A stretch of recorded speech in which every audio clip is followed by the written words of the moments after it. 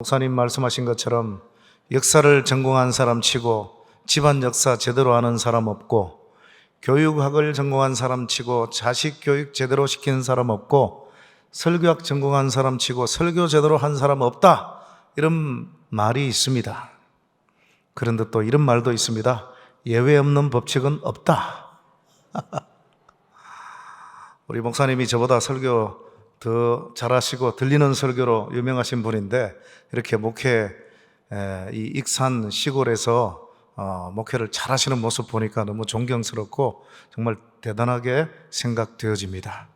여러분이 복된 분들인 줄로 믿습니다. 몽골에 벌르르라고 하는 한 소녀가 있었습니다. 이 소녀는 한국인 선교사를 통해서 병고침 받고 신앙생활을 아주 열심히 했어요. 어느 주일 아침 불신 부모가 소를 먹이러 딸을 들판으로 보냈습니다. 들판에 소를 풀어놓은 채 놀고 있는데 갑자기 예배당 종소리가 들립니다. 정신을 차리고 보니까 소가 보이질 않아요. 허겁지겁 헐레벌떡 찾아보지만 소는 시야에 전혀 들어오질 않습니다. 고민과 갈등이 시작됐어요. 소를 계속해서 찾을 것인가, 아니면 예배에 늦지 않게 예배당으로 달려갈 것인가? 여러분 같으면 어떻게 하시겠습니까? 자, 오늘 이 본문에도 이와 흡사한 갈등과 고민에 빠져 있을 한 사람의 이야기가 소개되어 있습니다. 하나님이 100세에 불가능한 가운데 자식을 선물로 주셨어요. 그 아들에게 푹 빠져 있는 그런 상황에서 하나님이 한 10여 년 동안 침묵을 지키시다가 갑자기 찾아오셔서 하시는 말씀, 네가 그렇게 아끼고 사랑하는 아들 이삭 내게 바쳐라. 청천벽력 같은 소리였을 겁니다. 고민과 갈등이 아닐 수 없죠. 여러분 같으면 바칠 수 있겠습니까? 몽골 소녀의 얘기로 다시 돌아갑니다. 몽골에서 소 한 마리는 적지 않은 재산이었을 겁니다. 예배는 소를 찾고 나서 드릴 수가 있습니다. 예배가 마쳐졌으면 다음 주, 그 다음 주 어김없이 찾아오는 것이 예배지요. 그런데 소는 지금 당장 찾지 않으면 영원히 못 찾을 가능성이 많지 않습니까? 그런데 이 소녀는 오랜 고심을 하지 않고 예배당으로 뛰어갑니다. 왜 그랬을까요? 왜 소를 포기하고 예배당으로 달려갔을까요? 우리가 신앙생활 하다 보면 하나님 때문에 손해보는 것처럼 여겨질 때가 종종 있습니다. 그럴 때 눈 딱 감고 하나님 외에는 제게 더 소중한 존재가 없습니다. 그렇게 하고 하나님께 모든 것을 올인하면 우리 하나님은 절대로 손해보지 않게 해주시는 하나님이시다. 그 믿음을 굳게 가지고 예배당으로 달려갔습니다. 오늘 본문의 아브라함은 어떻습니까? 여러분이 성경에서 제일 잘 알고 있는 본문이 이 본문입니다. 저는 하나님이 40이 되기 전에 자식을 넷이나 주셨어요. 이 본문을 대할 때마다 넷 중에 하나 바치라면 누구를 바칠까? 큰 놈부터 막내까지 아무리 카운트해봐도 바칠 놈이 없어요. 그런데 100세에 난 아들 어떻게 바칠 수 있을까?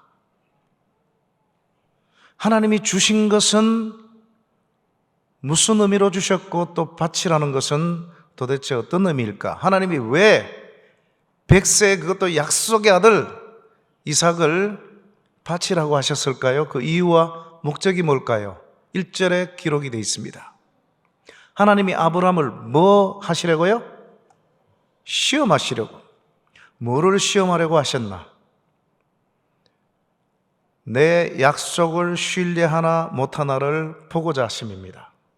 그동안 아브라함이 하나님을 여러 차례에 걸쳐서 신뢰 못하고 불순종하고 말았습니다. 무려 5번에 걸쳐서 창세기 12장, 15장, 16장, 17장, 18장 이 5번에 걸쳐서 하나님의 약속 신뢰 못하고 불순종하고 말았습니다.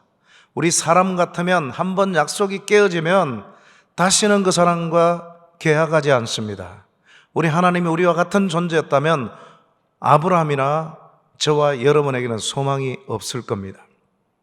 하나님은 아브라함이 실패했다고, 신뢰하지 못하고 불순종했다고 그를 버리지 않고 일으켜 세워주시고 약속을 재확약시켜 주시고, 그것도 부족해서 시청각 교제까지 활용하셔서 하늘의 별을 보라, 네 자손이 이와 같을 것이다, 그렇게 해서 참아주시고 견뎌주셔서 그 믿음이 조금씩 자라서 오늘 드디어 우리는 이 본문에서 아브라함 믿음의 절정을 보게 됩니다.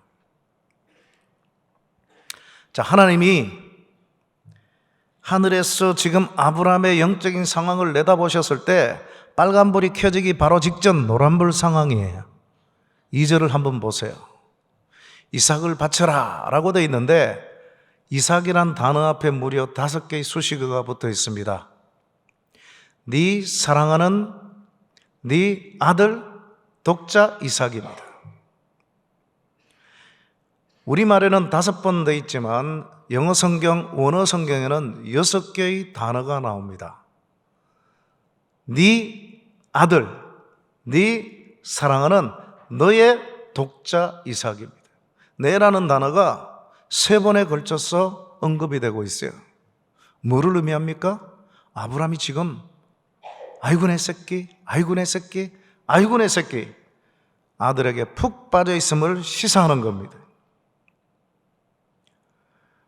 여러분, 그동안 아브라함에게 하나님보다 더 소중한 존재는 없었어요.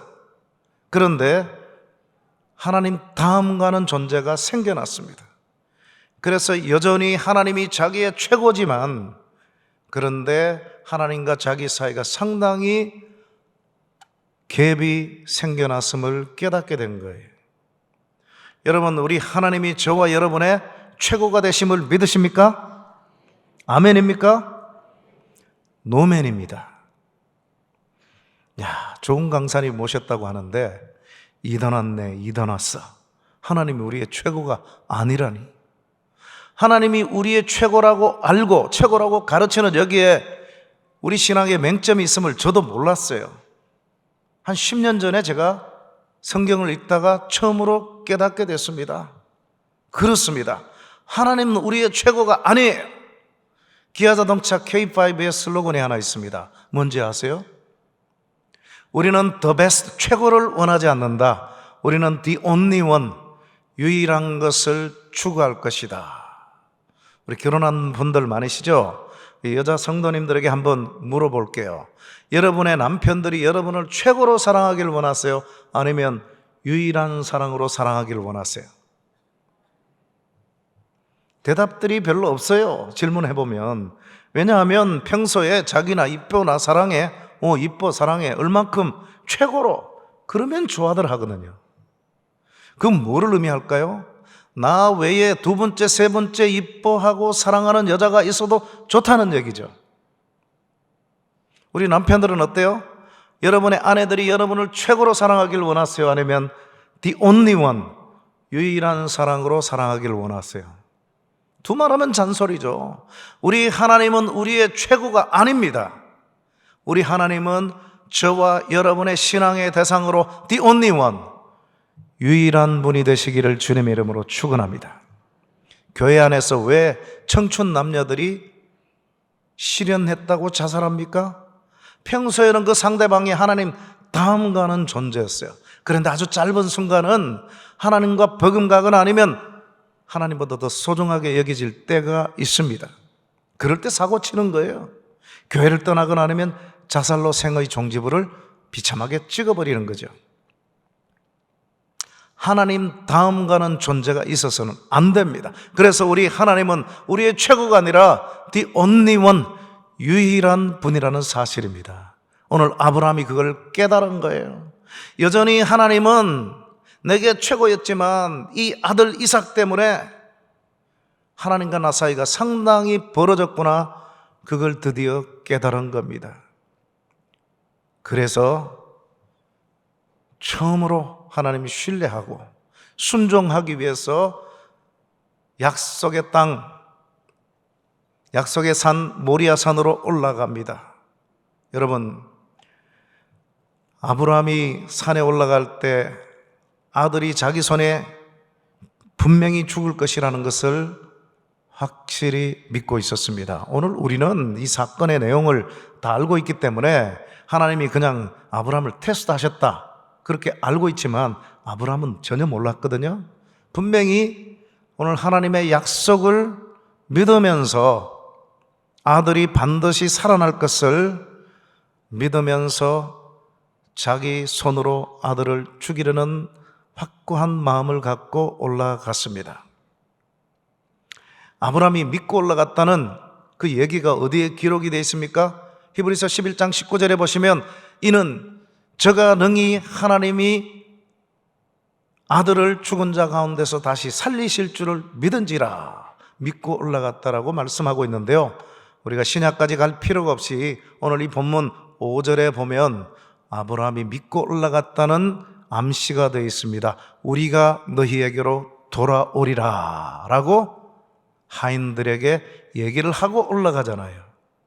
수십 년 동안 잘못 번역되었던 한글 개역, 이전 개역은 내가 너희에게로 돌아오리라. 주어가 단수예요.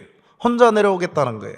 그런데 원문대로 우리가 너희에게로 돌아오리라 라고 그렇게 제대로 번역을 했습니다. 믿음을 갖고 올라갔다는 겁니다.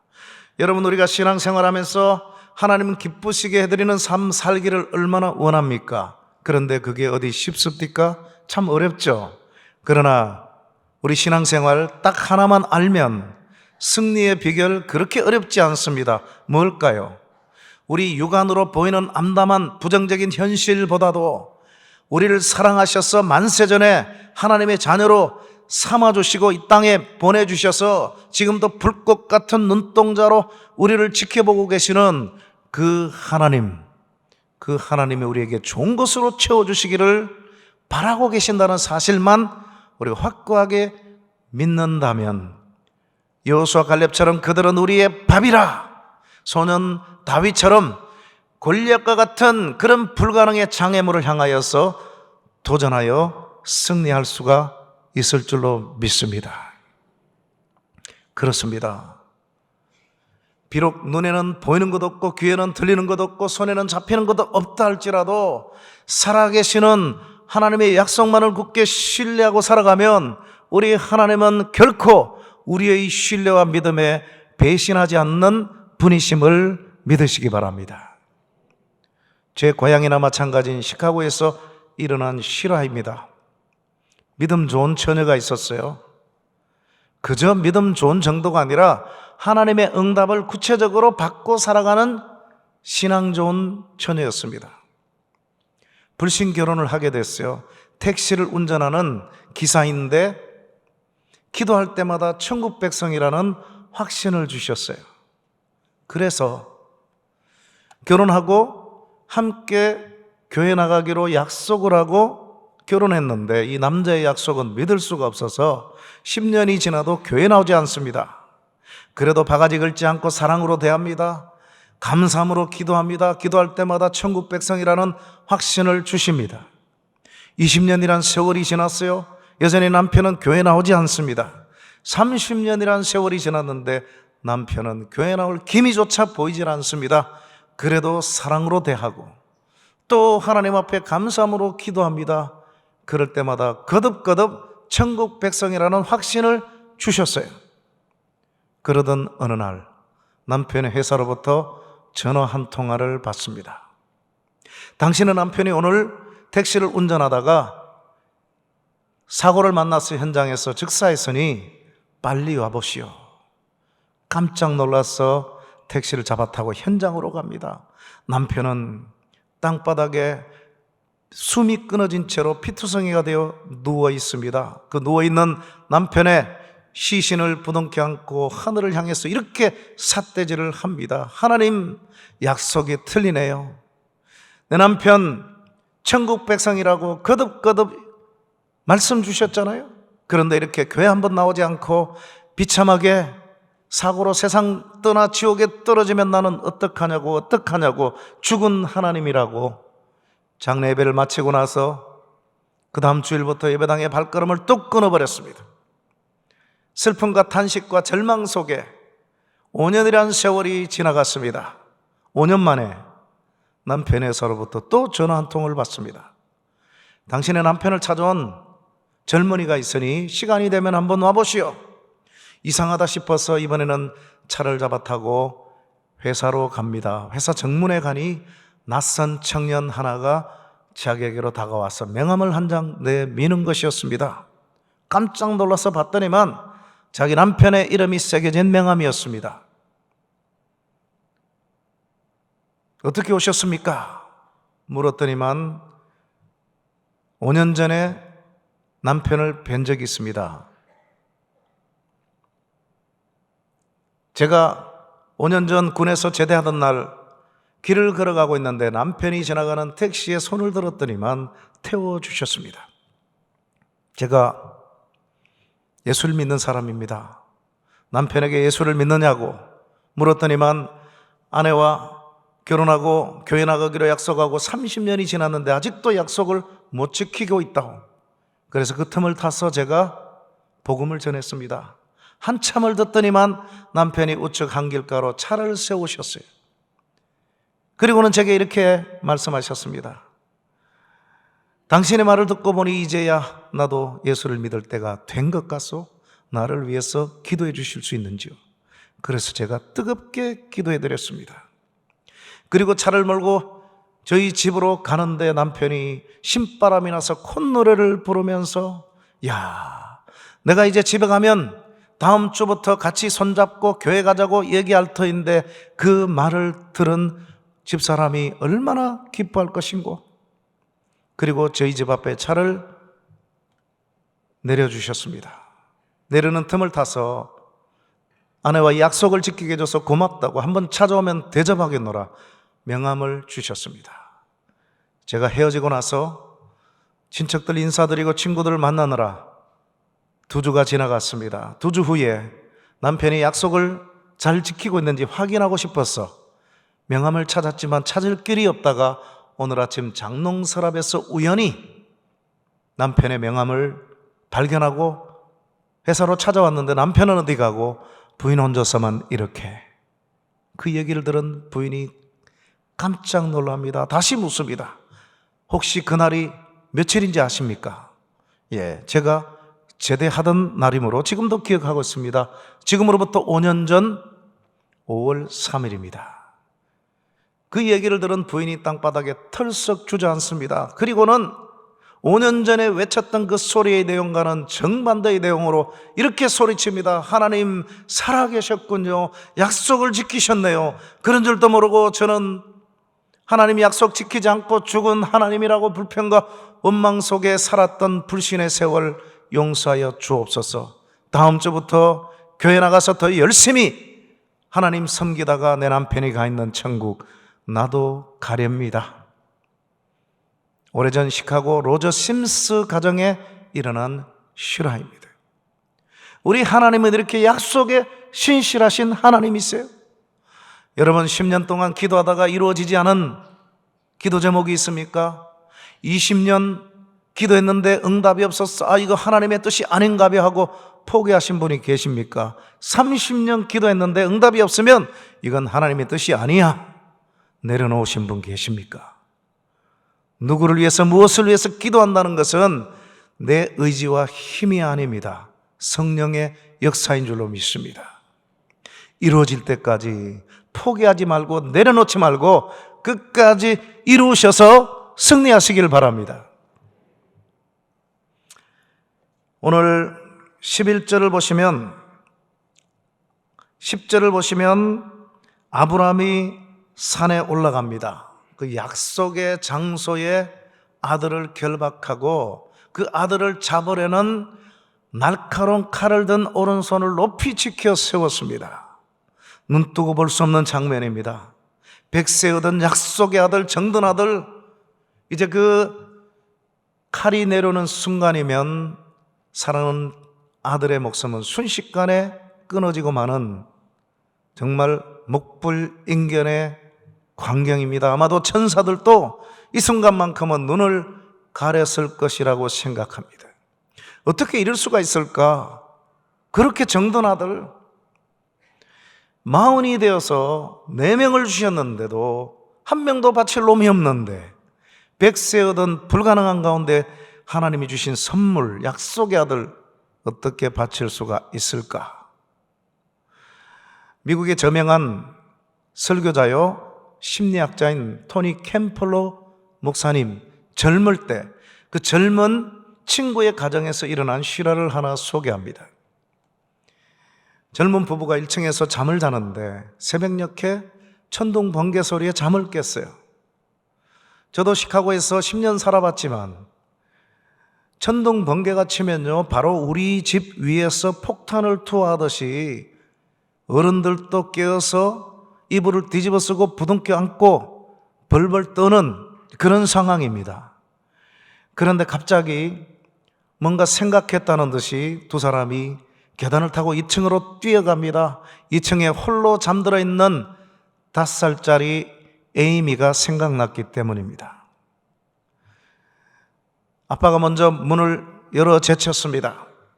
그런데 방 안에는 희한한 광경이 벌어졌어요. 어린 딸 에이미가 어느새 깨어가지고 번개가 번뜩이는 그 위험한 창문가에서 엄마 아빠를 향해서 막 웃고 있습니다. 아빠가 다급하게 소리칩니다. 에이미야, 빨리 이리 와, 위험해. 그랬더니만 이 어린 딸 에이미가 하는 소리 좀 들어보소. 이렇게 얘기합니다. 엄마 아빠 괜찮아. 이거 하나님이 나 사진 찍어 주시는 거야. 사진을 찍으면 플래시가 번뜩이죠. 위험한 상황입니다. 성인인 엄마 아빠도 두려워갖고 이불 뒤집어 쓰고 부둥켜 안고 있는 그런 두려운 상황 속에서도 이 어린 딸, 철없는 이 어린 딸 에이미는 그 위험한 순간을 하나님이 자기를 위해서 페스티벌, 축제를 벌여주시는 것으로 해석을 했더라는 겁니다. 저는 그 글을 읽고 충격을 받았습니다. 미국이 영적으로 점점점 다운되고 또 다운되고 있지만 그러나 이런 젊은이들이 미국에 존재하는 한 미국은 영원히 시들지 않을 것이라고 저는 확신합니다. 오늘 이 자리에 예배드리고 있는 이 말씀을 듣고 있는 여러분과 여러분 자녀들이 이 힘들고 어렵고 암담한 그런 상황 속에서도 하나님이 나를 위해서 축복의 기회를 주시는 거야 하면서 감사할 줄 알고 기뻐할 수 있는 그런 사람들이 다 되시기를 주님의 이름으로 축원합니다. 이제 11절을 보시면 하나님이 아브라함아 아브라함아 소리칩니다. 하나님의 사자는 하나님의 임재를 상징하는 거거든요. 아브라함아 아브라함아. 저는 이 구절을 대할 때마다 자꾸 주사위가 눈에 들어옵니다. 우리 하나님은 당신의 자녀들 앞에 시험이라는 주사위를 가끔씩 던져놓을 때가 있습니다. 그 시험은 사탄이 우리에게 주는 유혹과는 전혀 다른 겁니다. 사탄이 주는 유혹은 우리를 걸고 넘어져서 지옥 가게 만들게 하기 위한 것이고, 하나님이 주시는 테스트는 그것에 합격을 해서 천국에서 상급받기 위해서 주어지는 변장하고 찾아오는 축복의 기회입니다. 그런데 우리의 믿음과 신뢰가 부족해갖고 하나님이 우리 앞에 던져놓은 주사위 앞에서 어쩔 줄 몰라 하면서 불평과 원망을 토로하거나 아니면 인간적인 수단과 방법으로 그것을 해결하려고 할 때가 많았지 않습니까? 그런데 오늘 이 본문의 아브라함을 보세요. 이 아브라함은 하나님이 자기 발 앞에 던져놓은 impossibility, 불가능이라고 하는 이 시험의 주사위를 확고한 신뢰함으로 하나님 발 앞에 되레 던진 격이 되고 말았습니다. 이번에 다급해진 쪽은 누굽니까? 하나님이 다급해 주셨어요. 아브라함아 아브라함아 안 돼. I'm just testing you. 내가 너를 테스트했을 뿐이야. 약속의 아들이야. 털끝 하나 다치면 안 돼. 우리 하나님을 다급하게 만들어서 아브라함아 아브라함아 성우가 얼마나 멋있습니까? 사랑하는 성도 여러분, 여러분 앞에도 하나님께서 가끔씩 여러분의 축복의 기회를 위해서 던져놓는 주사위가 있을 겁니다. 지금까지와는 달리 오늘의 본문의 아브라함처럼 확고한 신뢰함으로 오히려 우리 하나님을 다급하게 만들 수 있는 기쁨의 교회 성도 여러분들이 다 되시기를 주님의 이름으로 축원합니다. 12절을 보시면 마지막 절, 네가 나를 경외하는 줄을 이제야 아노라. 이제야가 뒤에 와야 됩니다. 원문대로 하면. 자, 여러분에게 물어보겠습니다. 오늘 하나님이 아브라함을 시험하기 전에 아브라함이 시험에 합격할 것을 아셨을까요? 모르셨을까요? 당연히 아십니다. 우리 하나님은 전지전능하신 분이죠. 모든 전자도 되지만 미리 전자도 됩니다. 모든 것을 다 아시지만 미리도 다 아시는 분이에요. 그런데 이상하지 않습니까? 저는 이 본문을 보면서 이해가 되지 않았어요. 하나님은 미리 다 아시는데 왜 테스트하셨나? 저 같은 교수들은 학생들이 아무리 공부를 잘해도 100점을 받을지 99점을 받을지 90점을 받을지 몰라요. 그래서 시험을 치잖아요. 하나님은 오늘 아브라함이 합격할 걸 다 아시면서 왜 테스트 하셨나? 갱상도 말로 하면 아시면서 왁하십니까? 그죠? 이해가 안 되잖아요. 그래서 주석을 찾아보고 책들을 찾아봐도 답이 없어요. 왜냐? 저 같은 질문조차 없으니까. 그런데 오래전에 한 사건을 통해서 이 말씀의 의미가 뭔지를 제대로 깨달은 적이 있습니다. 제가 유학을 마치고 한국에 1년 반 기러기 아빠로 먼저 나와 있다가 그 다음에 집사람이 아이들 데리고 다 한국으로 왔습니다. 1년 있다가 큰딸은 다시 미국으로 가고 나머지 3명은 여기 9년 동안 살았습니다. 9년 살다가 다시 미국으로 갔어요. 그때 막내 아들이 초등학교 1학년 때 일이었습니다. 제가 집에서 노트북으로 제 방에서 작업을 하다가 좀 쉬려고 밖에 나가서 소파에서 앉아 TV를 틀었습니다. TV를 보고 있는데 갑자기 좋은 아이디어가 떠올랐어요. 빨리 쳐넣어야 돼요. 그래서 방에 가봤더니만 이 막내놈이 어느새 노트북을 차지해갖고 게임을 시작했어요. 지훈아, 아빠 뭐 쳐넣어야 돼. 잠깐 비켜줘. 안 돼, 아빠. 나 게임 시작했어. 야, 아빠 잊어버린단 말이야. 잠시면 돼. 안 돼, 아빠. 나 몇 년 만에 하는 거야. 맞습니다. 우리 집에는 데스크탑 누나 방에 하나 있고 그 다음에 노트북 제 거 하나 있고 없어요. 우리 아이들은 PC방에 가본 적이 없습니다.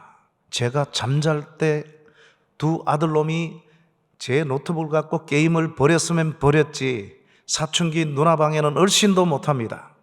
그런데 한 번도 게임 버리는 거 못 봤거든요. 정말 몇 년 만에 하는 거 맞아요. 근데 괘씸하더라고요. 야, 너 게임 더 사랑해? 아빠를 더 사랑해? 당근이지. 당근 뭐야? 아빠를 더 사랑하지. 그러면 이놈아 내놔야지. 아빠 몇 년 만에 한다니까. 한 게임만. 그래서 기세에 밀려갖고 제가 밖에 나가서 소파에 앉아 보던 TV를 계속 보는데 너무너무 괘씸해요. 제가 이 막내를 무지무지 사랑하거든요. 하루에 10번 이상씩 지훈아 너 아빠 사랑해? 사랑해. 얼만큼? 최고가 문제더라고. 최고가. 지금은 최고가 달라졌어. 게임이 최고예요. 최고. 그래서 너무 괘씸하니까 제가 건드렸어요. 지훈아 너 게임 안 내놓잖아? 그럼 아빠보다 게임 더 사랑하는 거야? 그렇지. 그런데 잠시 후에 소파 왼쪽에 인기척이 느껴져요.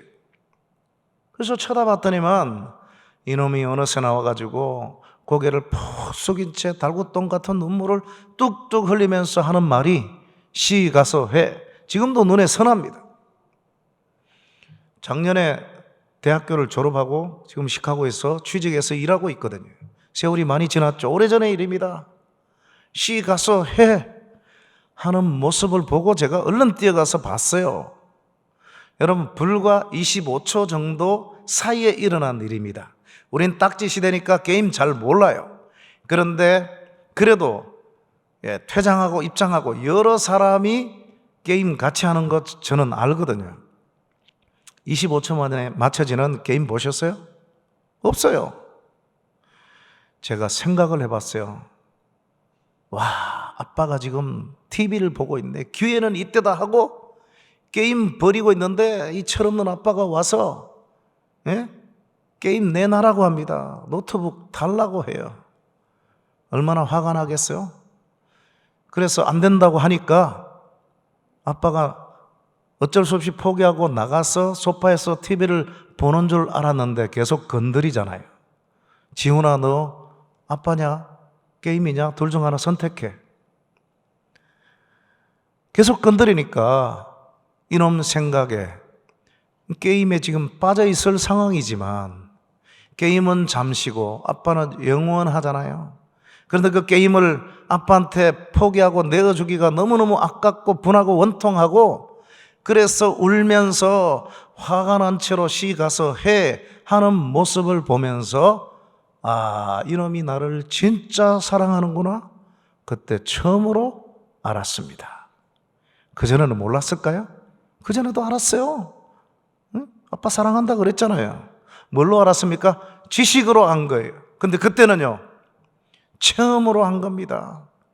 희생, 고통, 분노 무릅쓰면서 아빠에게 노트북을 양보하는 모습을 보면서 아, 이놈이 말로만 사랑하는 것이 아니라 진짜 나를 사랑하는구나, 그때 처음으로 제가 확인을 했습니다. 그러면서 오늘 본문 12절 말씀, 네가 나를 경외하는 줄 이제야 아노라, 그 말씀의 의미가 뭔지도 그때 제대로 깨달았습니다. 우리 하나님은 만세전에 오늘 이 사건을 다 내다보실 수 있는 분이, 그런데 시공간을 초월해 계시는 하나님께서 1초 1초를 벗삼아서 1시간, 하루, 한 달, 1년 미래를 향해서 달려가야 되는 이 인간 세계에 들어오셔서 째깍째깍 아마도 그 아브라함의 귀에는 시계가 있었으면 그 시계 소리가 크게 들렸을 겁니다. 3일 길 얼마나 긴 시간입니까? 그 긴 시간 동안 주저하지 않고 한 번도 뒤로 돌이키지 않고 확고한 신뢰함으로 하나님이 바치리라니까 나 피를 흘리면서라도 바칠 거야, 또 바치면 하나님이 살리실 것을 나는 확신해. 그래서 약속의 장소에 올라가서 그 아들을 결박하고 그 아들을 잡으려는 칼을 든 오른손을 높이 짙게 세우는 모습을 보면서 네가 나를 경외하는 줄 이제야 아노라. 전에도 알았지만 지식적으로 아셨어요. 그런데 그때는요, 3일 길을 가면서도 돌이키지 않고 아들을 잡으려는 그 모습을 보면서 네가 나를 경외하는 줄 이제야 아노라. 이 아노라는 단어가 야다라는 히브리어거든요. 아담이 하와를 알더라. 부부관계를 얘기합니다. 두 사람만 아는 비밀, 두 사람만의 체험입니다. 체험적인 알므로 하나님께서 아셨다라는 겁니다. 그렇습니다. 우리 하나님도 인간 부모와 똑같이 말로만의 사랑, 말로만의 입술만의 헌신 원치 않습니다.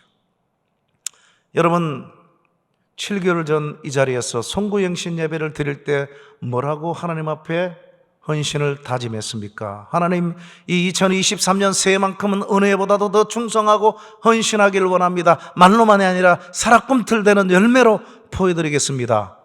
약속하지 않았습니까? 지나온 여러분의 7개월의 과거를 한번 되돌아보십시오. 작심삼일이 되진 않으셨는지요? 립서비스만의 충성이 되진 않으셨는지요? 살아 꿈틀대는 눈으로 하나님 앞에 실제로 보여드리는 참 신앙의 모습으로 변화되는 여러분 다 되시기를 주님의 이름으로 축원합니다.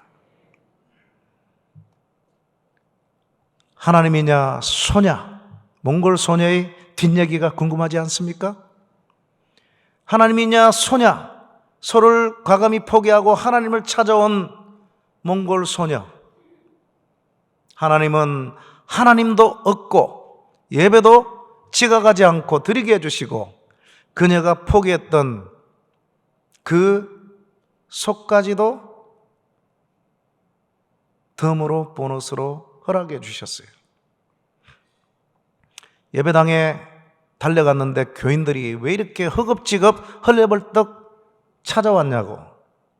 그래서 자초지종을 다 알게 됐어요. 예배가 시작됐습니다. 거기에 한국인 선교사 한 분이 앉아 계셨어요.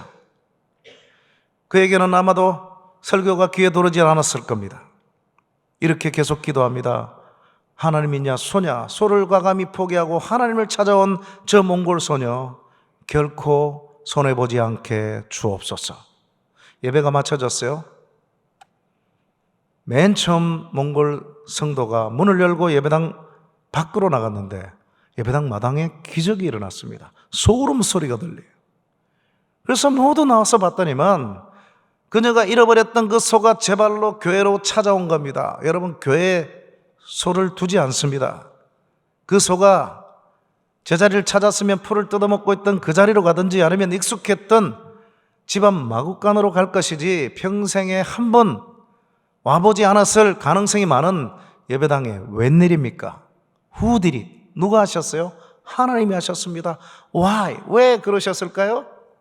하나님이냐 소냐, 하나님이냐 재물이냐, 하나님이냐 내 생명이냐, 하나님 외에는 아무것도 없습니다 라고 올린할 줄 아는 사람에게는 우리 하나님이 결코 손해보지 않으시는 분이시다 하는 사실을 이 몽골 소녀와 몽골 소녀의 사건을 알고 있는 모든 성도들에게 보여주고자 하심인 줄로 믿습니다. 오늘 본문의 아브라함은 어떻습니까? 하나님 명령에 처음으로 신뢰하고 순종했습니다. 그랬더니 하나님도 찾게 되고 그리고 그가 포기하려고 했던 아들도 털끝 하나 손대지 않고 어머니 품으로 돌려보낼 수 있게 해 주셨습니다. 이분이 바로 오늘 저와 여러분이 섬기고 있는 우리 아빠 되신 하나님이신 줄로 믿습니다. 오늘 설교의 제목이 뭡니까? 하나님의 방정식. 아니 무슨 이 본문에 방정식이 들어있나? 하나님의 방정식이 들어있습니다. 자, 하나님 방정식을 마지막으로 소개하기 전에 세상의 방정식을 띄워주십시오. 이게 바로 세상 사람들이 알고 살아가는 세상 방정식입니다. 1 빼기 1은 0이죠.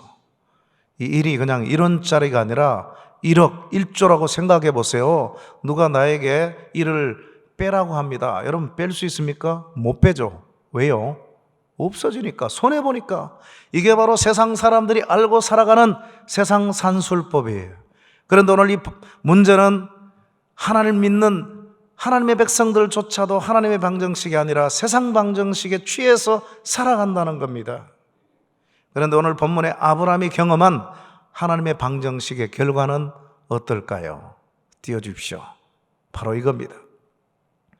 1 빼기 1은 빵, 제로, nothing, 없어지는 것이 아니라 빅들이 1보다 훨씬 큰 빅들이 플러스 똑같은 사이즈의 1 그리고 꼬리에 꼬리를 물고 이어집니다. 플러스 스몰 1입니다. 자, 고정시켜 주시고 제가 설명을 해드리겠습니다. 맨 왼쪽에 있는 1은 1원짜리가 아니라 1억짜리가 아니라 그보다 훨씬 소중한 100세 얻은 아들 이삭입니다. 하나님이 이삭을 빼라고 하세요? 여러분 뺄 수 있습니까? 불신자들은, 세상 사람들은 절대로 못 뺍니다. 어떻게 뺍니까? 손해보는데, 죽는데. 그런데 문제는 하나님의 백성들조차도 못 뺀다는 겁니다. 그런데 오늘 본문의 아브라함은 뺐어요. 과감하게 뺐습니다. 3일 길을 가면서 3일 전부터 그의 마음속에는 아들 이삭이 없었습니다. 왜냐? 이미 바쳤기 때문에, 하나님이 테스트만 하셨기 때문에 죽도록 허락을 하지 않으셨을 뿐이지 하나님은 뺀 것으로 카운트를 하셨다는 거예요. 그래서 뺐더니만 어때요? 결과가 빵입니까? 아닙니다. 빅들이 뭐예요? 첫째, 시험에 합격했어요. 몇 수 만에 합격했어요? 6수 만에 합격한 거예요. 6수 만에. 그 다음, 아브라함아, 우리 하나님을 다급하게 만들고 하나님을 기쁘시게 했습니다. 세 번째, 네가 나를 경외하는 줄 이제야 아노라. 우리 하나님을 영화롭게 해드렸습니다. 사람의 제일 되는 목적은 내가 예수 믿고 천국 가는 것이 아니고 우리 하나님을 영화롭게 하는 것이 최고입니다. 아브라함이 지금 하나님을 영화롭게 만든 거예요. 그리고 끝나지 않습니다. 플러스 1이에요. 왼쪽과 사이즈가 똑같죠? 잡으려고 했던 그 아들 이삭 털끝 하나 손대지 못하게 하고 어머니 품으로 돌아가게 해주셨어요. 그리고 끝나지 않습니다. 플러스 스몰 1입니다. 이건 또 뭔가? 자, 이스라엘 백성들이 속죄제를 드릴 때 1년에 한 차례 제사장을 찾아갑니다. 빈손으로 갈 수 없어요. 소나 양을 가지고 가야 됩니다.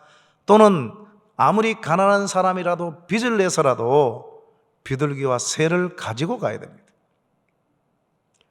하나님이 준비하지 않습니다. 제사장이 준비하지 않습니다. 본인이 준비하는 거예요.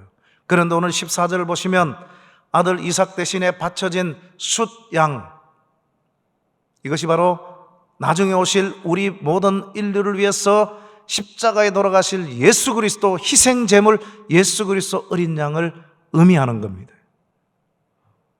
누가 준비했습니까? 아브라함이 준비했습니까? 아들 이삭이 준비했어요? 아닙니다. 하나님이 친히 준비하셨습니다. 그래서 예비하시는 하나님, 준비하시는 하나님, 여호와 이레라는 지명이 붙은 거예요. 우리 하나님이 이렇게 배려가 많으시고 또 친절하신 하나님이세요. 아브라함과 이삭과 야곱의 하나님, 몽골 소녀 벌러르의 하나님, 그 하나님은 지금도 살아계셔서 오늘 이 익산의 기쁨의 교회 모든 성도 여러분의 모든 환경을 다 살피시면서 여러분에게 가장 좋은 것으로 채워주시기를 준비하시고 예비하시는 하나님이심을 믿으시기 바랍니다. 오늘 이 아침에 우리 하나님은 저와 여러분에게 묻고 계십니다. 사랑하는 아들아, 사랑하는 딸아, 그동안 네가 아까워서 바치지 못하고 내려놓지 못하고 헌신하지 못한 건 뭐냐?